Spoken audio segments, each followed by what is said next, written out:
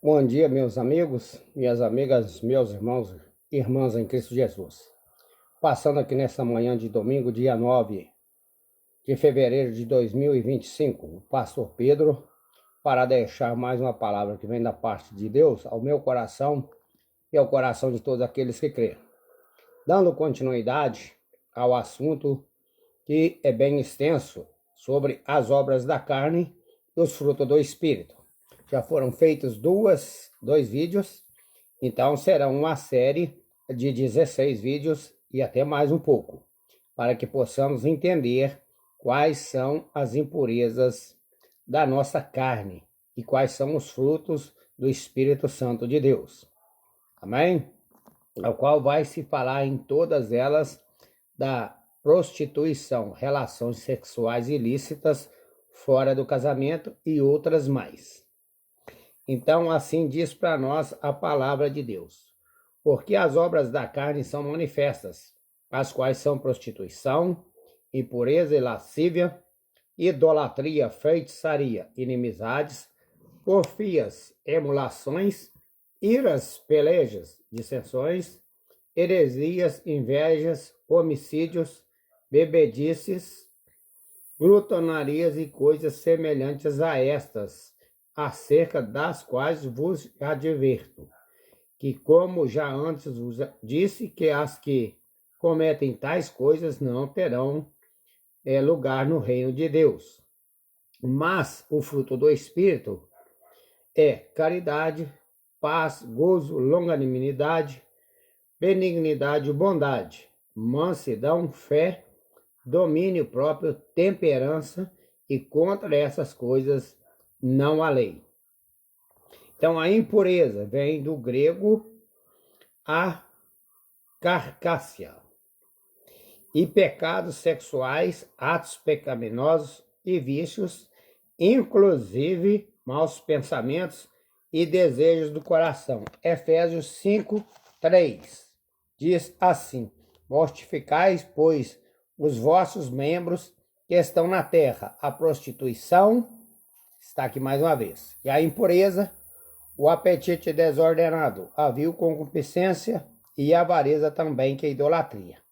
Então nós temos que matar a avareza, que é a ganância pelo dinheiro e pelos bens materiais, só para si mesmo, e se torna uma idolatria. O Deus dessas pessoas, vira o dinheiro e os bens materiais, e até o trabalho, que quer trabalhar demais para poder adquirir seus bens materiais, esquecendo até da própria família, ou da esposa. Então, o apetite desordenado, aquela pessoa que come demais, os glutões.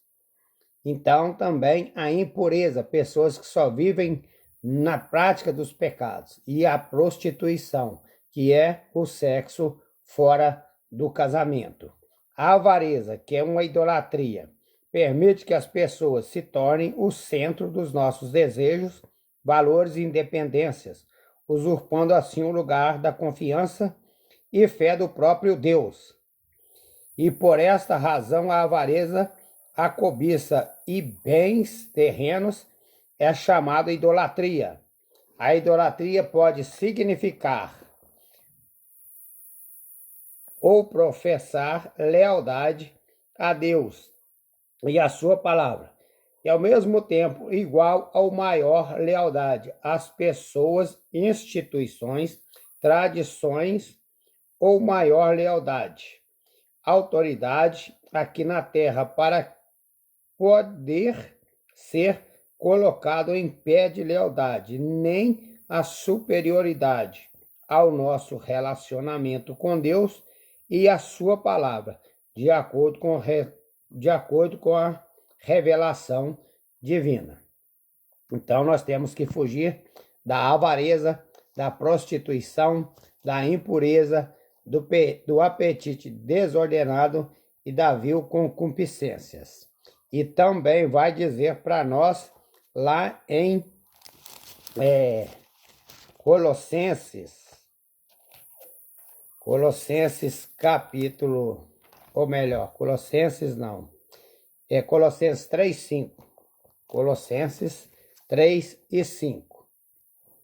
Este aqui que nós acabamos de ver né, que vai falar sobre a idolatria e a avareza. E depois aqui no versículo 5 também de Efésios, vai dizer assim: mas a prostituição, novamente, e toda a impureza ou avareza, nem ainda se nomeiem, ou seja falada entre vós, como convém aos santos, falada e nem pensada, e nem torpeza, nem porfices, nem chocarices, que não convém, mas antes ações de graça, porque bem sabeis que nenhum fornicador, ou impuro, ou avarento, o qual é idólatra, tem herança no reino de Deus e de Cristo Jesus. Ninguém vos engane com palavras vãs, porque por estas coisas vem a ira de Deus sobre os filhos da desobediência. Bem, sabeis disso, no versículo 5, que nenhum fornicador, impuro, avarento, idólatra, tem herança no reino de Cristo e de Deus.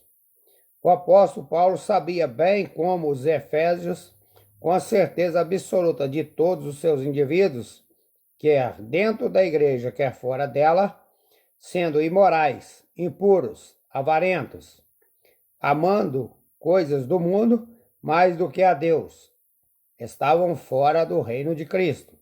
E os profetas do Antigo Testamento assim ensinavam com forte convicção. E também nós podemos, bem como o apóstolo, a igreja, quem comete tais coisas e pecados evidenciava claramente que não era salvo e que não tinha uma vida com Deus. Jeremias 8:7 vai dizer assim para nós também: até a cegonha no céu conhece os seus tempos determinados, e a rola e o grou e a andorinha observam o tempo da sua ribação, mas o meu povo não conhece o juízo de Deus. Então, juiz de Deus, juízo. Deus, ele é bom, Deus é amoroso, misericordioso e também nos ama muito. Por isso ele enviou seu Filho amado, o Senhor Jesus, aqui nesta terra, para que todos que nele crerem não pereçam, mas tenham a vida eterna. João 3,16. Então aqui, neste versículo, o povo não conhecia a lei de Deus.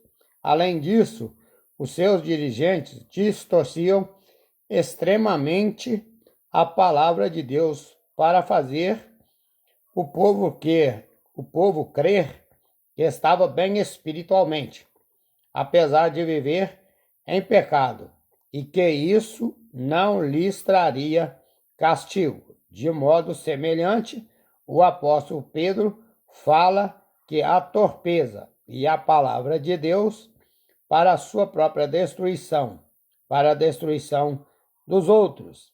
Devemos acautelar-nos de qualquer obreiro que ensina que o crente deve continuar em pecado premeditado e em desobediência à palavra de Deus, ou seja, ao nosso próprio Deus.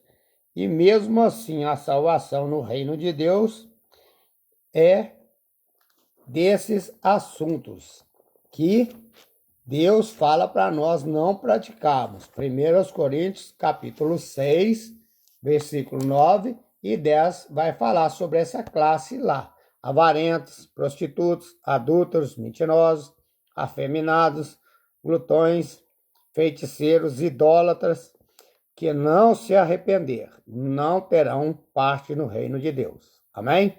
Vamos orar. Soberano Deus e eterno Pai, neste momento, ó Deus, clamamos ao Senhor pela tua graça, pela tua misericórdia, e pedimos ao Senhor, ó Deus, que no nome do Senhor Jesus, o Senhor derrama sobre todos o teu Espírito Santo, cobrindo a vida de cada um com o sangue de Jesus, repreendendo toda a seta do diabo e de seus demônios, para que a palavra do Senhor não entre na